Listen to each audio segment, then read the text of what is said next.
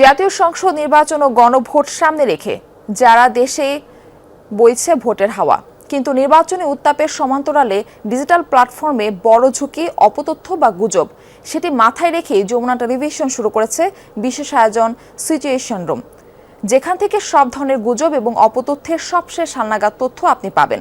আমাদের সাথে থাকছে দেশের সবচেয়ে নির্ভরযোগ্য ফ্যাক্ট চেকিং প্রতিষ্ঠান ডিসমিস ল্যাব। আমাদের সাথে এই মুহূর্তে যুক্ত হচ্ছেন ডিসমিস ল্যাবের রিসার্চ অফিসার তৌহিদুল ইসলাম রাসু।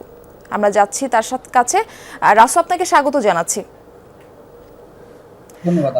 রাসু, আপনার কাছে জানতে চাই যে চট্টগ্রামে প্রার্থিতা প্রত্যাহার বা নির্বাচন থেকে সরে দাঁড়ানোর ব্যাপারে যে ভুয়া তথ্যটি ছড়িয়েছে, এই ব্যাপারে কি জানা গেল?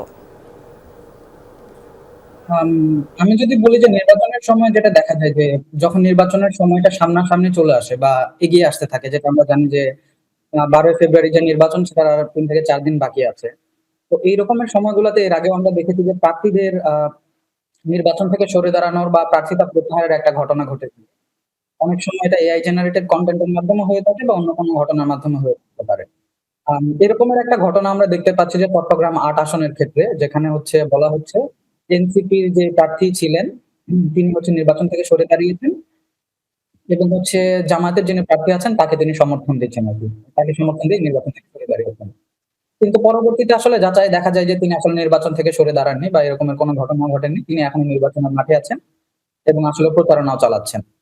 তো এই ধরনের ঘটনা যদি আমরা বলি যে ২০২৪ সালেও আমরা দেখতে পেয়েছি। সেই সময় এআই জেনারেটেড কনটেন্ট এর মাধ্যমে ২ জন আলাদা প্রার্থী নির্বাচন থেকে সরে দাঁড়িয়েছেন বলে বলা হচ্ছিল। যেটা ছিল বগুড়া ২ আসনে আপনার বিজু বেগম নামের একজন প্রার্থী এবং গাইবান্ধা ১ আসনে আপনার আব্দুল্লাহ নাহিদ মিগা নামের একজন প্রার্থী। আপনার কাছে আরেকটা প্রশ্ন রয়েছে। আপনি জানাবেন যে নির্বাচনে বিদেশি প্রভাব নিয়ে বরাবরই কিছু অপতথ্য ছড়ায়, এবারে নির্বাচনে এমন কি চোখে পড়লো আপনার? এই যে প্রভাব বিস্তারের যে বিষয়টা আপনি বললেন, সেটা কিন্তু আসলে রাজনৈতিক দলের যে একটা সক্ষমতা বা কোন একটা দলকে ভিলিফাই করার উদ্দেশ্যে ছড়ানো হতে পারে নির্বাচনের সময়। বর্তমান সময়ে আমরা দেখতে পেয়েছি যে অমুক দলকে বলা হচ্ছে যে অমুক দল নির্বাচনে সরকার গঠন করবে এরকম বলে 13টা দেশের রাষ্ট্রদূত জানিয়েছেন, কিংবা জাতিসংঘের মুখপাত্রের অ্যান্টোনিও গুতেরেসের উপমুখপাত্র জানিয়েছেন যে আসলে বাংলাদেশে অন্তর্ভুক্তিমূলক নির্বাচন করতে হবে, এটা আওয়ামী লীগকে সঙ্গে নিয়ে, এরকমের একটা ভুয়া দাবি।